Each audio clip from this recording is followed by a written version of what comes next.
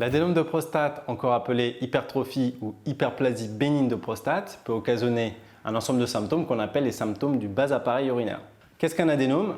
C'est une augmentation du volume de la prostate au fil du temps sous l'effet des hormones masculines qu'on appelle les androgènes. Et la consistance de la prostate va se modifier, elle va devenir plus dure que d'ordinaire et ça va appuyer sur les structures de l'appareil urinaire et générer les symptômes. Donc la dureté de la prostate va appuyer sur le plancher de la vessie, l'irriter et lorsque la vessie est agressée, elle répond en se contractant plus fréquemment que d'ordinaire et c'est ça qui va être à l'origine des symptômes d'envie fréquente d'uriner, d'envie pressante la journée et également des levées nocturnes.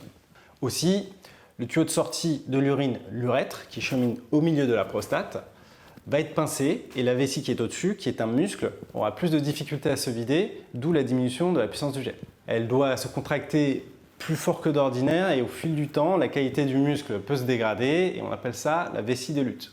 Lorsque les symptômes sont modérés, on propose un traitement médicamenteux par alpha-bloquant. Lorsque ce traitement s'épuise, c'est-à-dire au bout de quelques années ou bien qu'il est mal toléré, on propose une chirurgie de résection ou, en alternative, une embolisation. L'embolisation est un traitement conservateur de la prostate, mini-invasif et ambulatoire. On le pratique sous anesthésie locale et c'est un traitement qui agit uniquement par les vaisseaux. L'efficacité de l'embolisation est superposable à la chirurgie.